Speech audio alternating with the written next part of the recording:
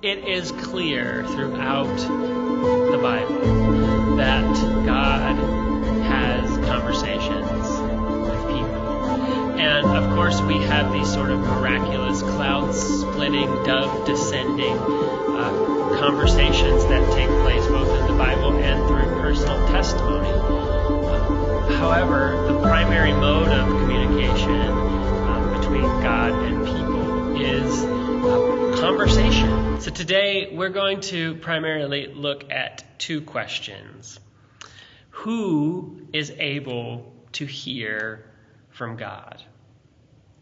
And then what is the purpose of hearing from God? I decided to follow Jesus spring break of my senior year of high school. Up until that point in my life, I had little interest in seriously following Jesus. I grew up attending church for the most part, and following Jesus was just never really something that captured my attention. Also, at that time in my life, I had a lot of unresolved anger and hurt. And instead of dealing with that head on, instead of inviting Jesus into that, I found ways to numb the pain. But the problem with ways of numbing the pain, whether you're a teenager or you're an adult, is that those methods that we use to cope with pain often inflict more frustration or brokenness or anger or resentment. And that's the pattern that I was caught up in.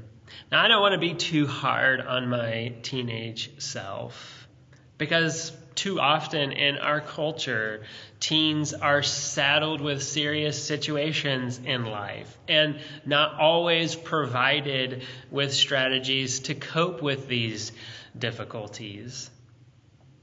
And because of that, I got caught up in a destructive pattern and developed a callous both to God and to life.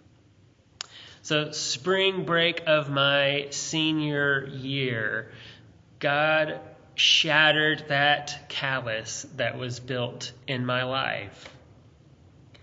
And that's when I heard that sort of cloud-splitting, dove-descending type voice of God. I wasn't in search of the voice of God. I wasn't quieting my life. God spoke, and I knew that it was God speaking in that moment. Soon after, I decided to follow Jesus, as in a couple of days later, I heard the voice of God calling me again to pursue being a pastor. My life abruptly changed over the course of a few days, and I was both ecstatic about the peace that I found and terrified about what that meant for my future. Following Jesus was nowhere on my radar. Certainly being a pastor in that moment was nowhere on my radar. So I began to take next steps to pursue this newfound following of Jesus and this newfound call to be a pastor. So several months after that, I found myself in an interesting situation. As I said, spring break of my senior year in high school was when I decided to follow Jesus. After I graduated high school, I planned to, in the fall, to enroll in university to start studying being a pastor. Now, the problem was for me is that, as I said, also this was a complete 180 from where I believed my life to be headed. And so things were moving so quickly and developing so much that I decided that it was too fast for me. And so I put a pause on going off to college, which was, in hindsight, a very good thing for me. And I'm thankful for people who told me that that was acceptable and okay. So I spent the first semester of when I would be in college working, trying to save up money. Spent that time in mentorship, trying to solidify fully what does it mean to be a follower of Jesus, solidify what does it mean to be a pastor. So I enrolled in the winter of my after my senior year in high school into university. So I was preparing to go and have saved up a few $100s in order to last me until I could find a job when I enrolled in university in Oklahoma City. So I found myself the last Sunday before I left the following Monday for university at church. And that morning, I remembered that several months prior, we were asked to make a pledge of generosity. And during that time, I made a pledge of a few $100. The only problem is that when I made that pledge, I was not diligent to follow up on that pledge. And instead of contributing that money over the course of the months, I completely forgot and did not contribute anything but maybe a few dollars. As this came to my mind, in that moment, I heard the voice of God in a quiet, whispering sort of way to remind me about this pledge I had made. As the pastor talked and the ushers came forward to pass the offering plates, I debated with God. I reminded God about all the expenses that I would have once I started college and that I didn't have a job, which meant I had to find a job. And so a month or so might pass by before I'm even able to receive a paycheck. I reminded God that the money in my pocket was every single cent I had. I regretted having that money in my pocket. I didn't have a check back then. I had all the money that I had was in cash, and I wished I would have left that money at my house, but I had it in my pocket. And all the while as I debated with God, I knew that God was speaking to me to make good on my promise. And in doing so, God was inviting me to trust. So as the offering plate neared the section where I was sitting, I reluctantly put half of my money in the offering plate. No, I didn't. It was actually all of it. I wanted to keep half, but that wasn't enough. God was not negotiating with me in that moment. Sitting there for the rest of that service, I wish I could say that I had warm fuzzies and peace, but actually I was terrified. I sat there thinking, how much gas is in my car? I don't know how I'm going to fill up my gas tank if I even have enough gas to get to Oklahoma City. Maybe I can get some money from my parents or something, but what am I going to do when that runs out? I was fuming inside that if I had to stop along the way and get gas, that I didn't have money to also get a snack or a drink. I was so nervous and scared that I had no more money to my name. And this is not the way that I wanted to start my university experience. I hoped that morning to be present with people who taught me up until that point what I knew about following Jesus, and to be able to say some heartfelt so longs for people who I wouldn't see for a while.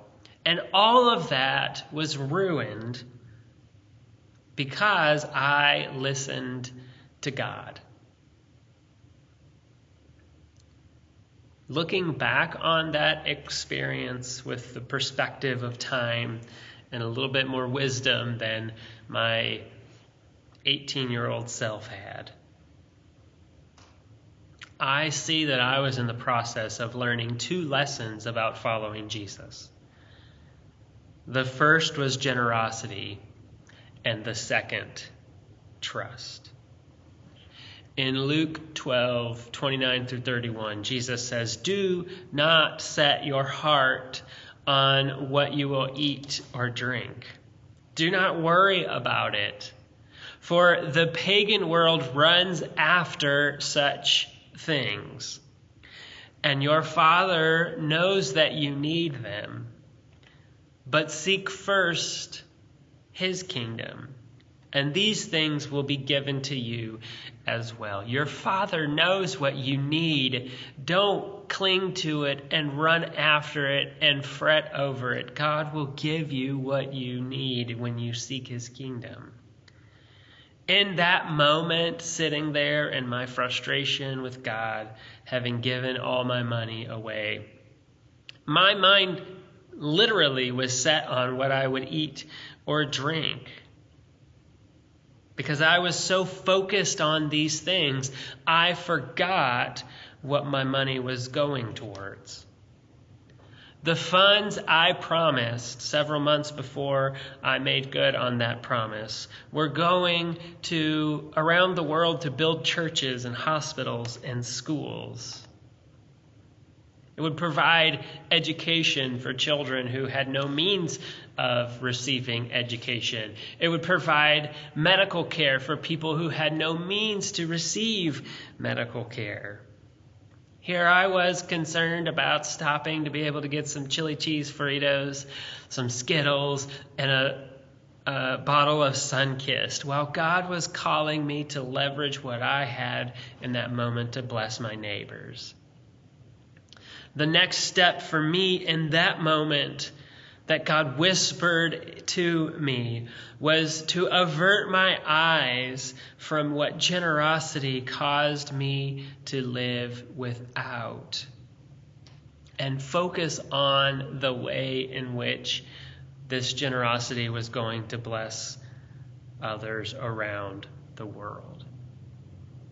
I learned an important lesson that day that I've had to relearn several times, but am beginning to understand it better each time. So worry is a byproduct of holding on for control, and freedom from worry is actually found in generosity. The second lesson I needed to learn that day was trust. Jesus continued on in that passage in Luke 12. He said, "Do not be afraid, little flock, for your Father has been pleased to give you the kingdom." And listen to this. "Sell your possessions and give to the poor. Provide purses for yourselves that will not wear out, a treasure in heaven that will never fail, where no thief comes near and no moth destroys. For where your treasure is, there your heart will also be." In that moment, I needed to learn to trust God. All throughout the Bible, we read of people who trust in God, and their trust resulted in God proving to be faithful. I knew many of these stories, but I did not yet have an experience of trust for myself. God was inviting me in that moment into that story through his quiet whisper. Trust is easy when you are able to provide the outcome, which is often our experience in our context. But trust is something completely different when you have no means to bring about resolution to the situation. But the Father is pleased to give us the kingdom.